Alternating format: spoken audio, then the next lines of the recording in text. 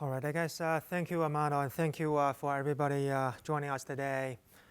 So we're going to try to cover something hopefully a little interesting.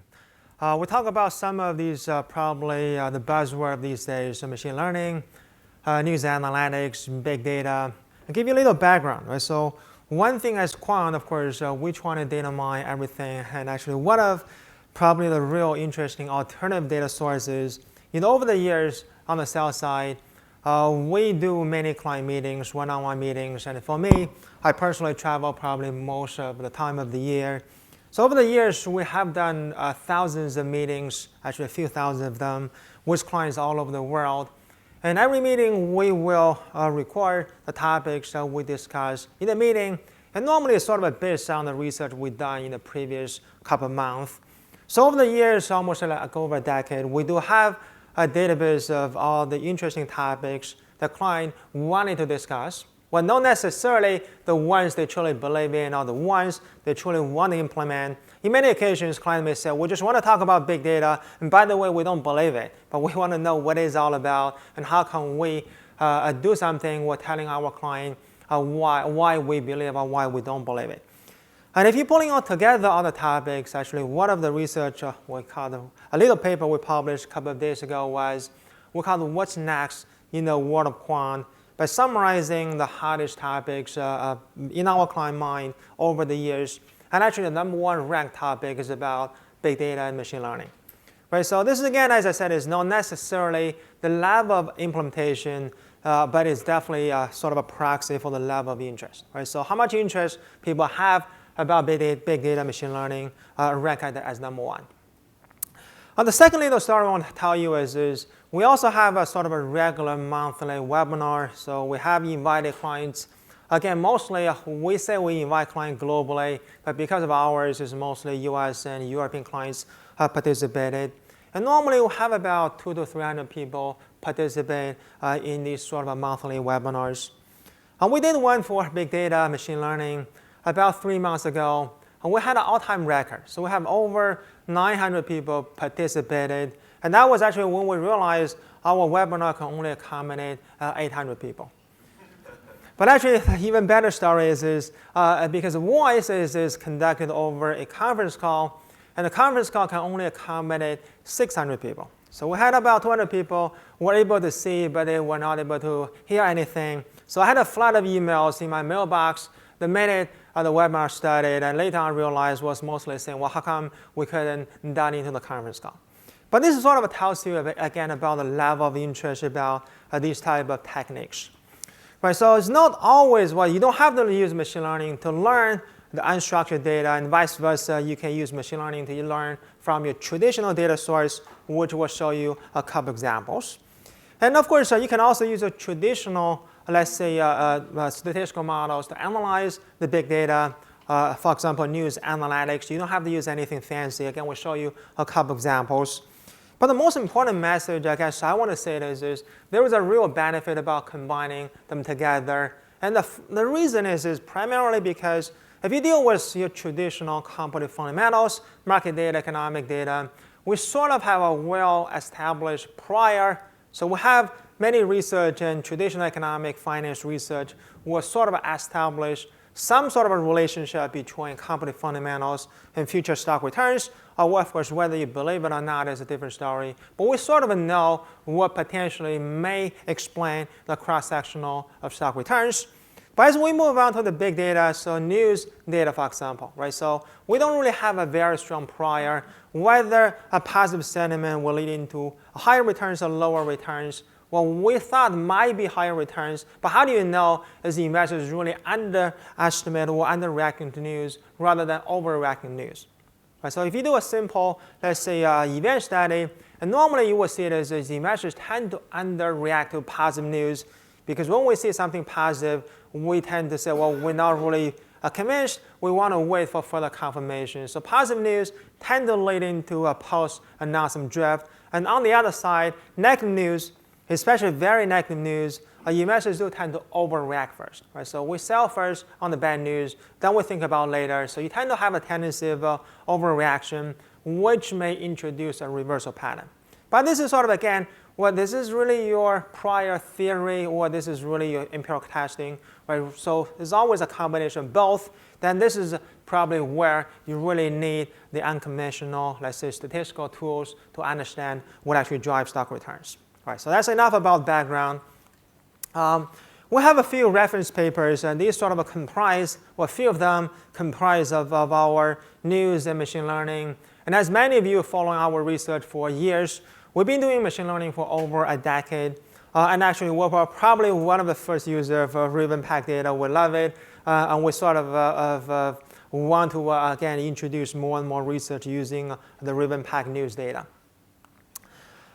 So first of all, a little background on machine learning 101. I'm sure many of you are familiar with many of these techniques discovered. Actually, I almost assure you that everybody has done some machine learning in your life, and because even the very basic linear regression is one form of machine learning, right? So as long as you fit into some sort of data into a model, you're trying to predict something. This is sort of, roughly speaking, we call it the supervised learning. You also have unsupervised, which is really trying to understand the patterns. And this sort of both are quite useful when we deal with news data. Again, we'll show examples of a little bit of both. For today, given the sake of time, I'll mostly concentrate on this, we'll call it classification models. In a sense is, we're taking a less ambitious goal. We don't necessarily want to predict returns, whether IBM will be 5% next day, 10% next month. We're only concerned about whether a given company will outperform or underperform entire investment universe. So the goal tends to be less ambitious, but we're hoping to achieve is maybe a little bit more robust. At least the model will tend to be uncorrelated to your traditional models. Again, we'll show you a couple of examples. All right, so the reason I call it machine learning 101, because many people comment is, well, machine learning is a black box. It's very difficult to interpret. You don't really know what it goes in or what really comes out of it. Well, I tend to disagree, right? So that sort of depends, right? So some of these are very transparent, and some of them actually even simpler than your linear regression models. Even the more complex models, if you work hard enough, you can find a way to understand the intuition and explain it. But of course, whether you care about it is a different story, right? So do interesting patterns really lead into profitable trade or vice versa? In a research paper we call 7 Things of Quantitative Investing, we will argue maybe it doesn't really matter, right? So I'm on the sell side, right? So telling stories is what we're really good at it. If you tell me a pattern, if you give me enough time, I can almost always come up with a story, right? So it's not that difficult to explain something. Well, whether it makes sense or not, or whether you're convinced or not is a different thing. But explaining a pattern is not all that hard. So do researchers really come up with a theory or hypothesis first and they backtest and they support it, or do they do the other way around? You never know, right? So in the machine learning philosophy is we don't care, right? So whatever pattern we identify, we may examine the patterns ex post to see if they actually do make sense or not. But whether that really matters or not, again, I don't know. The simplest one is called the CAR model. Again, this is a model that's been around for 70 years. Very simple, very fast, fairly transparent. In this simple example is you're kind of saying is this is only predicting outperform, underperform stock universe. Outperformer, roughly speaking, defined as the top half and bottom defined as the bottom half. This is really, again, very simple example for demonstration purpose only. You're kind of saying is this company are not profitable based on return on assets. We further split them based on short interest. If a company not profitable with high short interest, you classify them as underperformers. Right, so this is as simple as a decision tree. Follow a typical fundamental decision process. The downside of the current model is not very accurate. Right? So the accuracy tends to be fairly modest. It's very sensitive to input data, input factors. But later I will show you the performance. Actually, it's not that worse. Actually, slightly better than your conventional linear regression models. So even probably the simplest machine learning algorithm can actually beat your conventional linear regression models.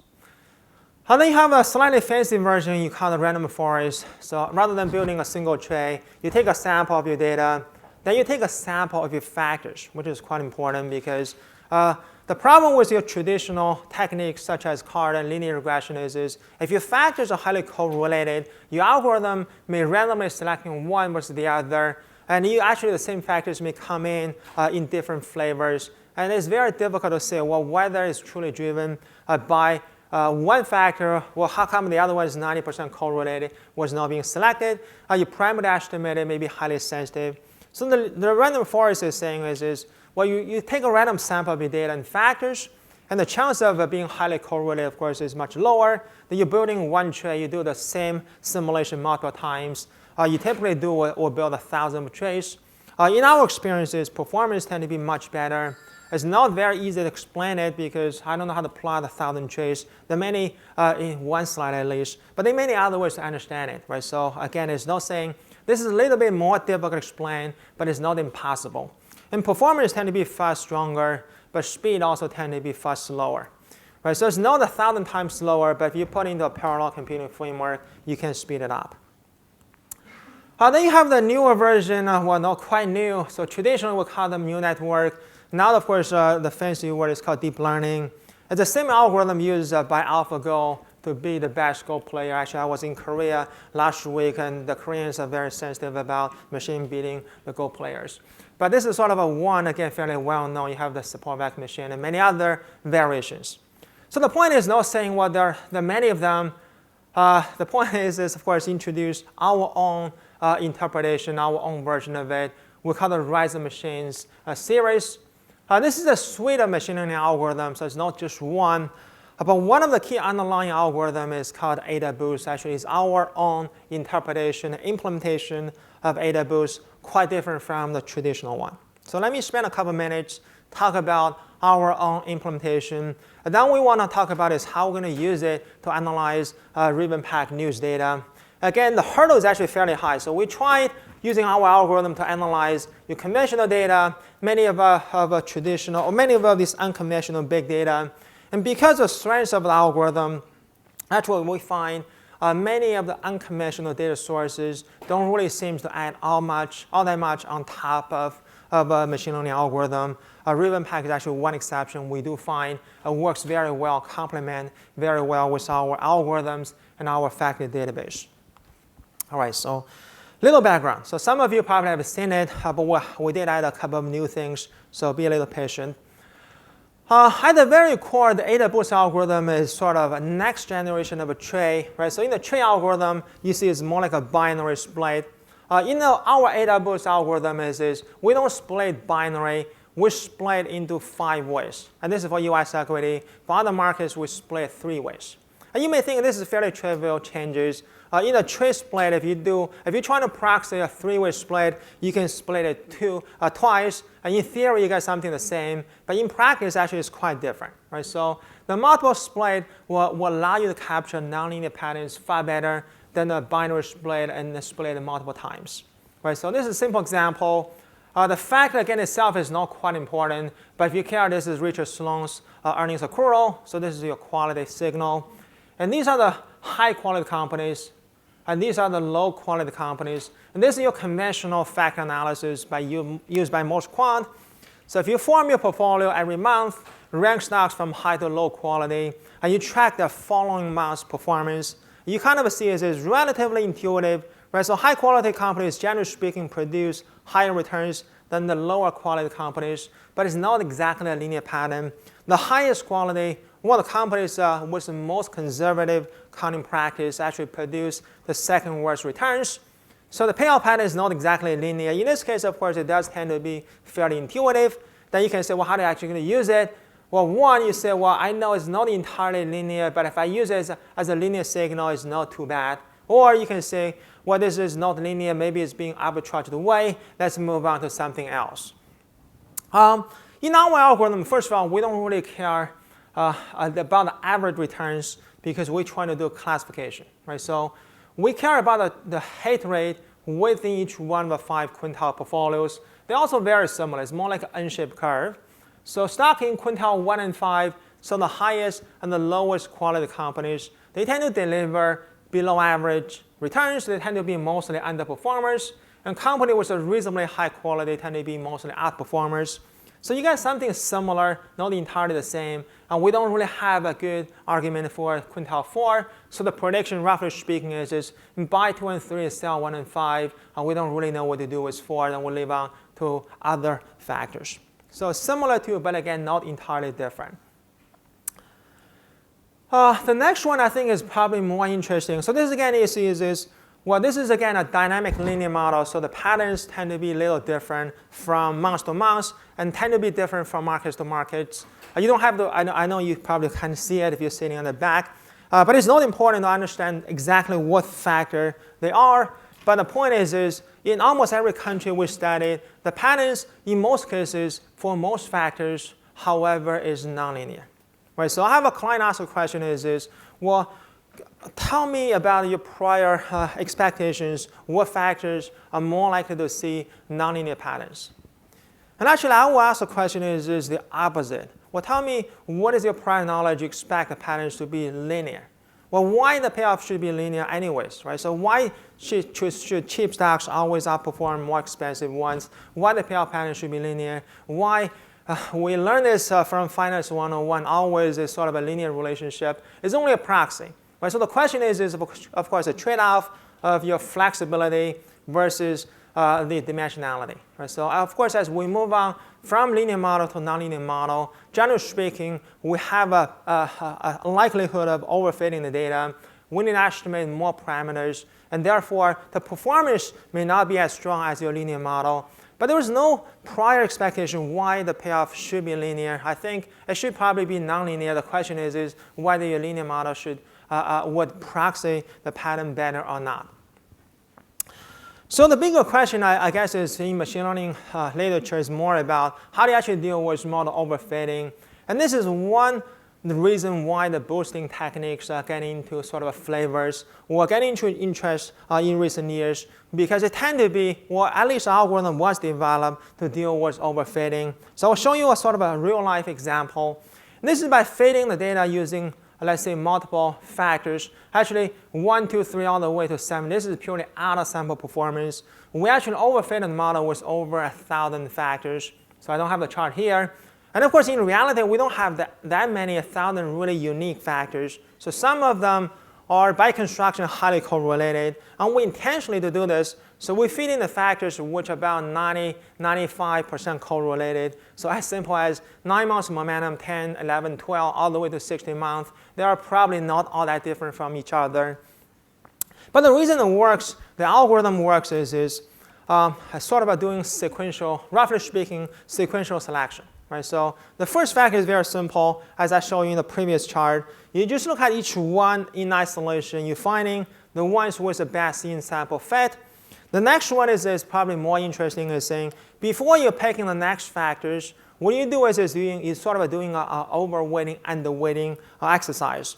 So for all the stocks you were being properly classified by the previous classifiers, you will underweight them. And the ones you're being misclassified, you overweight them. Right? So in a simple exercise, you can think about, in extreme examples, we threw out all the samples with being properly classified. We're only looking at those misclassified stocks. And we're looking for the next factors.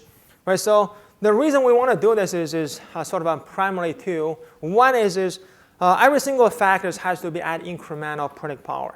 Right? So if they're all the same, that will not be selected. But more importantly, each additional factor is being added, the weight in the model becomes smaller and smaller. So this is one way to deal with overfitting is you can add about 1,000 factors as you want, as you wish, but the weight of additional factors is so small, so they become almost like irrelevant in predicting future stock returns.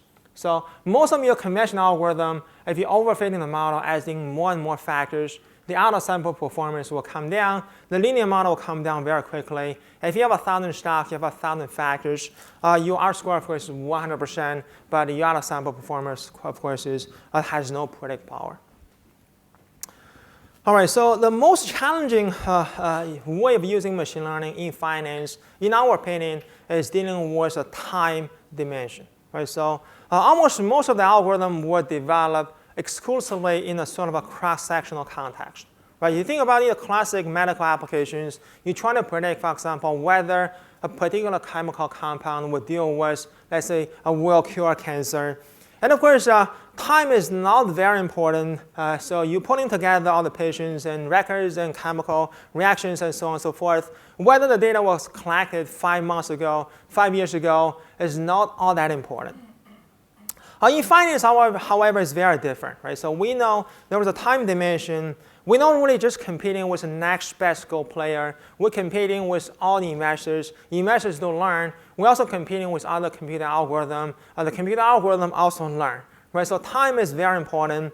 But machine learning algorithm, at least in the literature review we have done is we find almost none, but at least very, very few deal with how do we account for time.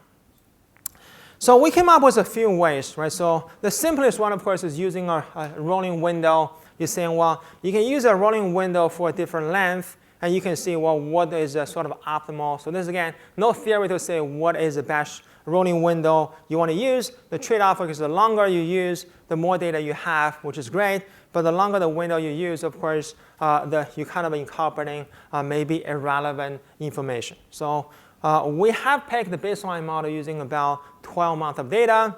We also tried to count for seasonality. So for example, you see in the US market, there was a very strong January pattern.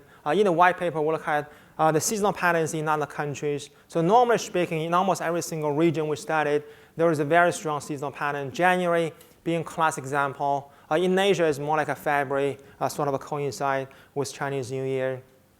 So the second model we built is more of using rolling 12 years of data, but 12 years of the same calendar month. So for example, if today is January 1st, we're trying to predict the months of February returns. We would use past 12 years of January data or February data, trying to fit for the same seasonal patterns.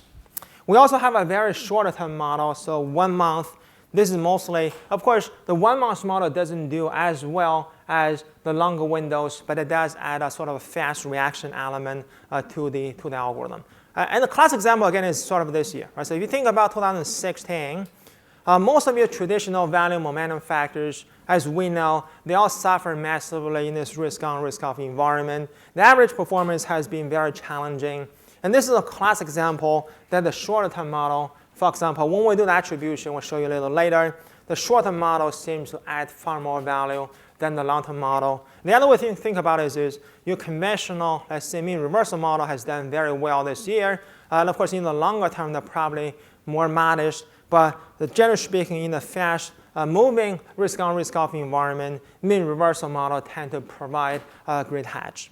So that's sort of one example how we deal with time. The other way to deal with time is probably more important is we're shifting in different sort of economic regimes, which you can define it either using macroeconomic variables or we'll show you something a little different. So this is about seasonality, as I said, in other regions. In most countries, more like a January, you see something quite different. In Asia, it's mostly about February. This is, again, a model we published about 4 years ago. The blue bar shows you what we call the backtested. It's still purely out of sample, but it's backtested. Of course, as we know, backtesting is probably quite different from live performance. So I did show you the live performance red bars in the subsequent 4 years. And you can sort of see in some regions, let's say the Aussie market, live performance is actually twice better. In the countries such as Canada, live performance half. But generally speaking, they're not entirely different from each other. So this, again, is what we fit a fully automated model, has no intuition, or at least we will not impose any intuition on top of it. The live performance seems to be fairly in line. Actually, 2016 will be substantially better than your conventional models. So it does give you some confidence. All right, so this is sort of a first generation. The second generation is we're also adding a suite of risk controls. So this is, again, about fitting in the traditional machine learning literature. When you think about it, is how you select your sample. Right? So it depends on what you're trying to predict. You try your sample, ideally, should be as homogeneous as possible. In the finance world, of course, how we define it based on dimension of risks. And the classic example is countries and sectors, and the size, maybe other sort of elements. And one of them, in the research we did for energy stock selection, we argue is more about the sensitivities to the crude oil. But any dimension of risk that you don't try to predict, in a sense, is we don't try to do market timing. We don't really try to do sector timing in this case either. So sector to us is purely a risk factor. We want to normalize our factors by sector. So this is sort of one argument. You find the same thing as is when you deal with country, you're seeing similar benefit as is. The sample, so fitting your sample or normalizing your samples based on the different risk dimensions, such as countries. In some areas, such as Europe, countries and the sectors are probably equally important. In the emerging markets, of course, countries tend to dominate. In the case of Australia and New Zealand, and of course, one country is much smaller than the other one, so the sector effect tends to dominate. But generally speaking, normalizing based on the risk dimensions, it does allow you to have a far better fit and also improve your model performance quite significantly. So the same benefit, as I said, about the other risk dimensions, such as risk and beta. This is actually better. So many people will say, well, let's fit a separate model, one for US large cap, one for US small cap. But as you're cutting the size arbitrarily, you also shrink your sample size. In this case, let's say if you take Russell 3000 as your broad universe, if you take Russell 1 as your large cap, you shrink your sample size by 2/3. So we argue is this, rather than just arbitrarily slicing by samples, you can normalize your data. So in this case, again, you force the algorithm to pick the pure stock selection patterns rather than mixing stock selection with size selection, which is normally speaking a separate exercise. Then you keep your sample size the same, but you kind of improve your stock selection ability. I think this is probably something more interesting. This is about the fourth dimension about dealing with time. So we call the changes in market environment or market conditions. And this is one of the common feedback we hear from clients all the time is especially from non-quant, from asset owners. So your typical pension client will ask, well, great, you have a quant model, but you quant guys always look at the past patterns. What if the future is different, right? So this is a very common question about fitting with machine learning. You learn from the past, but what if the market does change? Then your model by construction will probably underperform. So how do we deal with it? One is you can potentially try to predict, let's say, economic environment, maybe as simple as risk on, risk off, maybe as simple as, let's say, expansion versus recessions. The other way that we deal with this is rather than sort of explicitly to predict market conditions, we build something we call the hedge model, meaning we're trying to hedge with a different regime. We don't know what that regime represents, but we know that's different from what we have been fitting our model. And we know in that regimes, by construction, our model underperform. So the way it works is very simple. We just take our model today. We look at the back performance in the past 10 years. And we're picking up those periods when the model performance, for example, was below the average or below the bottom 25% or whatever percentage.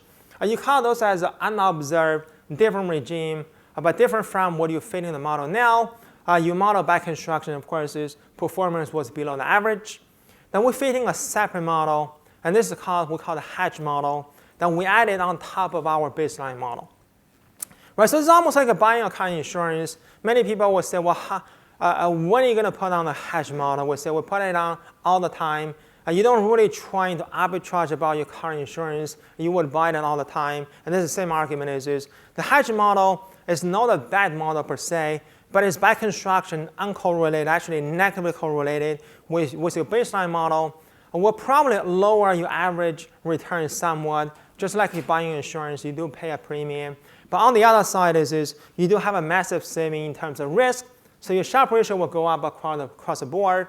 And more importantly, your downside risk, in the case of the US and Japan, your downside risk is really being reduced by over 70%. Again, the US and Japan, as we are always saying, are probably the two most difficult markets to generate alpha.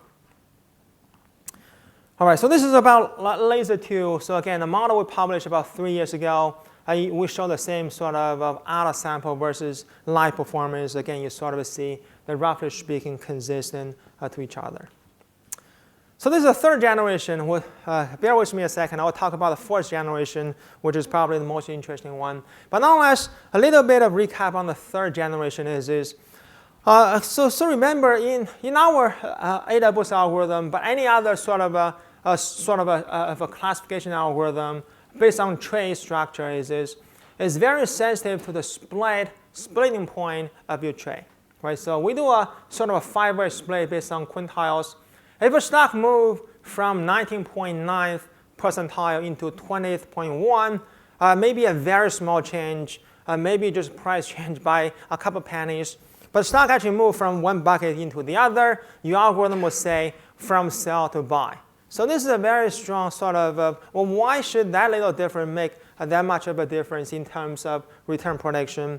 So this is one of the reasons the typical tree model tend to have a higher turnover than your traditional conventional regression, because regression transition, generally speaking, is smooth. When your factor change a little bit, your prediction only change a little bit. But in this case, the factor change a little bit, the return prediction can be very drastic. And this is a turnover maybe not quite unnecessary. So this is sort of a very, on the surface, look at a fairly simple transition. We just introduced a piecewise linear function. And this is very similar to the Mars, so we call the multivariate regression spline model. So almost like a marriage of Mars versus our adaBoost algorithm. So we're introducing boosting to the piecewise linear functions. And this actually, again, on the surface looks like a fairly trivial change, but actually does seem to make a big difference. Right? So not only your performance across the board will go up, this is somewhat modestly, so we call the third generation, we call the laser model. You see across the board, you see some modest performance improvement. But more importantly, it's mostly designed to reduce your model turnover. Because we introduce this piecewise linear function, we do find the signal autocorrelation increases across the board. So this is, again, we don't track turnover directly because turnover is directly related to your portfolio construction process. It's not easily defined. So we define as signal turnover. If your signal is 100% correlated from day to day, month to month, you have a 0 turnover. But of course, that model is useless. If you model turnover 100% as a classic mean reversal model, you may have a very strong predict power. Again, we'll show you in a second. But your cost may be overly too expensive. So always like a trade-off. In this case, actually, almost you get the best of both worlds. Your performance goes up meaningfully. Your turnover, we track the inverse of it. The autocorrelation also increase meaningfully. Your classic linear regression model will have autocorrelation about 80 to 90%, so much less turnover, but performance, again, we'll show you in a second, will probably less than half of your machine learning model. So this is, again, quickly recap. We built this model globally.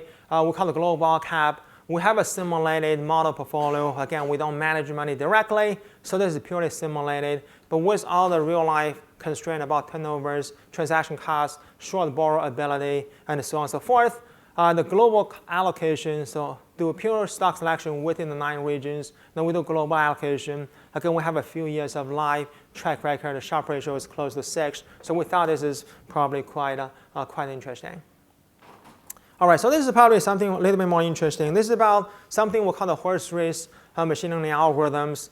Again, there is no theory to say one algorithm is better than the other one. It's very context specific. So it depends on what you're trying to predict. In this case, it's about cross-sectional classification. We also have a sim simulation for time series prediction. And the results can be completely different. So it depends on your sample size, depends on the context. One may be quite better than the other ones. In the case of pure performance, and this is a classic linear regression model. We call it 6-factor model. You can see almost everything outperform your conventional model to a meaningful extent. Even as simple as a card can add something quite incremental. The other algorithms are not entirely different, so the performance is quite comparable. Our adaBoost, again, we're not saying it's better. We're just saying it's potentially it's different. The correlation among the machine learning models tend to be about 60 to 70%. So they are somewhat correlated. The adaBoost is somewhat less correlated with the other ones tend to be around 50%. But yes, they are somewhat correlated. But the correlation among the machine learning models with your traditional linear regression model tend to be only around 20% also. So they do seem to be quite different. So it depends on how you learn it. In this case, they're all sort of nonlinear learning algorithms. They produce something quite different from your conventional models. among themselves, there's some sort of similarities. We also look at computing time. We did not include linear regression because the computing time is essentially 0. So this is on a sort of a typical desktop. Take advantage of multi-core, but this is not a parallel computing. So if you parallel, you can speed up your computation massively. And this is for a single period simulation. So this is not a backtesting. In the true backtesting, you do this, you need to repeat the same simulation multiple times. So think about a class example. For US equities, 30 years of data, monthly backtesting. That's about 30 times 12. So you almost have 400 simulations. If one simulation takes about 1 minute, that's 400 minutes, not too bad. But if one simulation, as you see in the random forest, take over 200 minutes, that's a few months. Right? So that's maybe a little too long. Even your parallel computing, which we did, will still take us almost a month. Actually, to generate the chart took us a couple months because our server getting maintained, and you sort of this is again, some of them can be parallel, some of them cannot. At least there is a time dependency, so you can parallel computing 1,000 traits, but you cannot really truly parallel the time dimensions because there is a time dependence on it. So the simulation, again, can take a very long time. This is, again, even in today's computing world. We also have a high-frequency version. So this is more about the weekly, with about daily or a few days of a holding horizon. Generally speaking, it tends to do better than your long-term model, but at least, again, it's very uncorrelated. All right, so now this is probably the most interesting part, which is something that hasn't published yet. So this is, again, but this is compliance approved, but it's not a sort of in a published white paper format yet. We'll kind of quickly introduce Ravenpack data. Again, I'm sure many of you have seen it. The data itself is we just took something computed by Peter directly, so we haven't really done anything on the raw data side yet. You have the date and time and company names, identifiers, and countries. This is sort of all pre-computed by Ravenpack. So what I want to show you is the pre-computed signals by Ravenpack can still be quite useful if you do it properly. Most of the signals, I'd say, is fairly self-explanatory. So the sentiment strength, 91 days, is sort of a time-weighted sentiment score. So you kind of you constrain for the novelty of the news, the relevance of news, and of course, you only count for non-neutral. So if it's just news talking about a company, that doesn't really count. So you're waiting for the sentiment, positive versus negative. You look at the abnormal. You look at the volume of the news. You look at the abnormal volumes and sentiment on a shorter horizons and so on and so forth. So roughly speaking, I'll say this is fairly sort of a conventional news data, news signals, just on the sentiment and volume. We haven't really done anything that fancy yet. This is a research we did a few years ago, not using Ravenpack data, but does use news and using machine learning algorithms. So we'll show you the improvement on top of it. Again, it's a little difficult to see.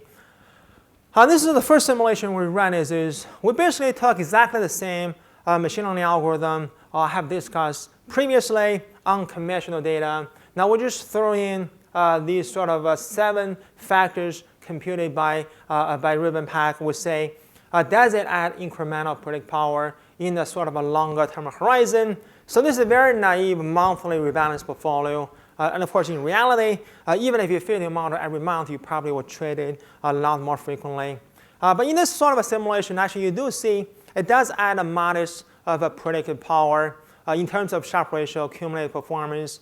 Your signal autocorrelation or turnover stay actually almost the same. So very different from most of our clients would say, well, we have a long holding horizon. We cannot use news data because we don't have that turnover. Actually, it doesn't really increase the turnover. The turnover stay almost the same. So add incremental predict power, but stay the same predict power.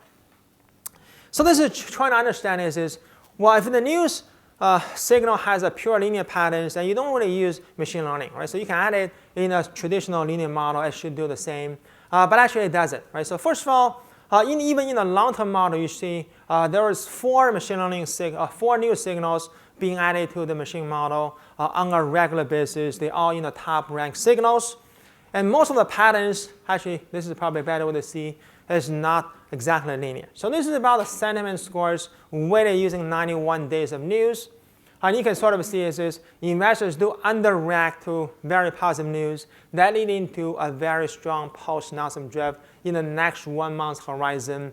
On the other side, investors do tend to overreact to bad news.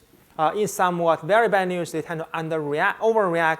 Actually, they produce slightly less negative returns than the modest bad news. Right? So the pattern is somewhat linear. You can probably proxy with a linear model, but won't be as strong.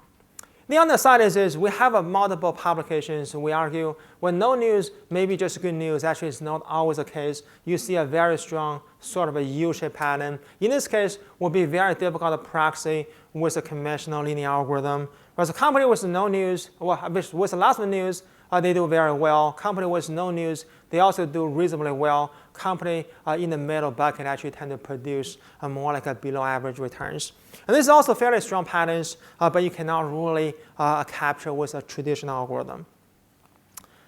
Now let's move on from a long horizon into a shorter horizon. And you're going to see something quite different. Right? So as we move on from a monthly model to more of a weekly holding horizons, you see a significantly more alpha added by adding the news signals. Not only the returns is higher, the cumulative performance seems to be quite consistent. Your downside risk is also being cutting down meaningfully. Actually, I don't have the turnover chart. The turnover actually is slightly lower as well. So adding news to your conventional startup model actually will lower rather than increase your turnover, which we thought is quite interesting. And when you look at the sort of a shorter term horizons, actually every single news signal will be selected. One of them, so the time-weighted sentiment score is ranked number 2, so above almost every other conventional factors in our startup model, so adding significant value. And the pattern again is know that if you just look at the sentiment on a weekly horizon, it's not entirely different from monthly horizon. So investors still underreact to very good news, slightly overreact to very bad news, but the pattern, generally speaking, is very similar. When you look at the news, the volume of news, however, the pattern turned into something quite different. Right? So this is the patterns for the monthly horizon. It's more like a U-shaped curve. When you look at the patterns on a weekly horizon, it turns into more like an N-shaped curve. Right? So quite different, quite interesting. And this is, again, if you're only using the conventional linear models, you will not be able to capture these type of patterns. So this is a classic example of by marrying machine learning with unconventional data, you can probably capture something quite different. All right. So I sort of ran a little bit over time, but hopefully we'll still have a couple minutes for Q&A. How does the graph look on a daily basis?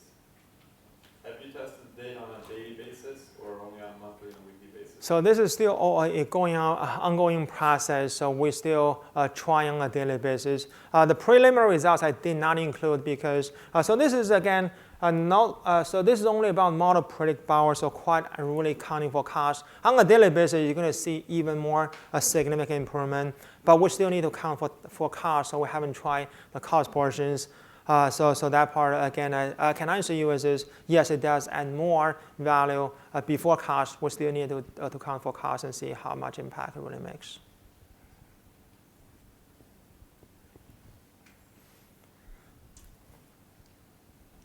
So you added 5 sentiment factors to the previous bank of 70, right? We added 7 of them. So basically the way it works is there's no pre-processing. We would add all the signals into the algorithm. And roughly speaking is the first 3 generations were based on about 80 common factors. And most of them, almost all of them are based on your conventional fundamental and market data.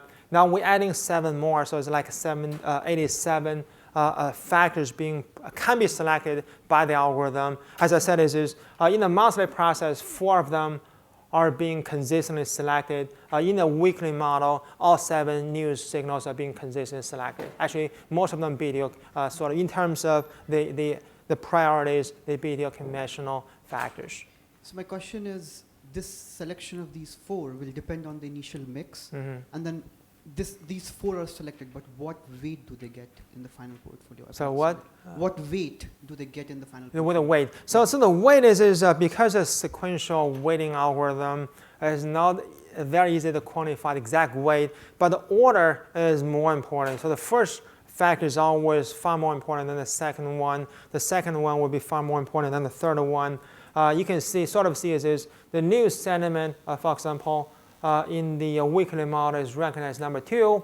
The abnormal volume is recognized as number 8. And the other one is number 10. So 3 of them are in the top 10. So the top 10 will carry far more weight than the rest. Actually, after about 20 factors, the weight will become much smaller. Got it. One more question. So you said you had a high frequency model. How did you control the holding period there? Yeah, so the high frequency model, the way it works is weekly. So every week we would refit the model. It doesn't mean you cannot trade intra-week. The way it actually works is every week we refit the model. So meaning the factors and patterns are being refitted, reselected every week. We would update our signal 3 times a day. Depends on how you want to trade it. We normally would do a daily rebalance. So at the end of the day, we'll trade on next day's open or next day VWAP. Depends on your execution strategy. Or you can trade intraday because we do three times of intraday update. But again, we're on the sell side, so we don't really directly trade these signals per se. So this is, again, mostly for paper portfolio simulation. Hi. All right. I just wanted to clarify this adaBoost and laser. How many layers is it using? Is it a neural network? Is there hidden layers in there? Or There's no hidden layer. So this is just like a innovation on top of actually a conventional tree algorithm. So let me switch all the way back. In a sense, it's very simple, far simpler than the neural network. In the white paper, we explain the exact algorithm. But in the very core is not all that entirely different from the simplest model, which is card. But rather than doing a binary split, you see this is all binary, we do a 5-way split. And rather than in the tree split, for example, the order is still quite important, but there's no sort of this reweighting scheme. The reweighting, roughly speaking, is called boosting. So it does not have the boosting element, but it's not entirely all that different from a card algorithm. So it's fairly transparent. It's a sequential weighting. So every sequence, you have a 5-way, almost like a 5-way tree model, but there's no hidden layers of any kind. Go ahead. I think there's a question. Or I have 2 questions. yeah, of course. And one is like, why do you think the model doesn't work for the Canada? Because our life performance is always worse for the Canada. And the second one is when you grow the tree, you say you do the 5-way, and then like later you do the linearize the model. Mm-hmm. And why don't you just for example, you just split it 10-way, then you don't have to maybe not do the linear rise. Yeah, so I think one is in terms of Canada. Actually, I'm a Canadian, so I kind of feel bad to have a model works not as well. One of the key reasons is again a trade-off of sample size versus the uniqueness of that specific sample. In the case of Canada, for example, the sample size is smaller, much smaller than the rest of the world. Right, so this is we call it global all cap. But generally speaking, the more observations you have, the better the performance. Right, so in the case of Canada, we have about 251 companies, much smaller. For example, in the US, we have almost 3,000 companies. Even in the UK, again, so generally speaking, the smaller countries or markets such as Canada, LATAM, UK, where we have not as many companies, and the performance tend to be not as strong as, for example, US, you have a 3,000. Japan, you have almost like a 1,500. Asia ex Japan, you have almost 3,000. We actually also have a China A model. So we've been incubating for about a year and a half now. In China A model, we have over 1,000 stocks, so the performance is also very strong. So again, generally speaking, the bigger the sample size, the better the performance. The second question is the reason we do this nonlinear and then we linearize, I think is a trade-off of It's still primarily a nonlinear model. The linear rise is mostly introducing almost like a spline, sort of a smoothing functions. So in a sense, is not necessarily goal is not to predict improve your performance. It actually does come as a little surprise. It's mostly trying to make the model more implementable by adjusting the turnover profile.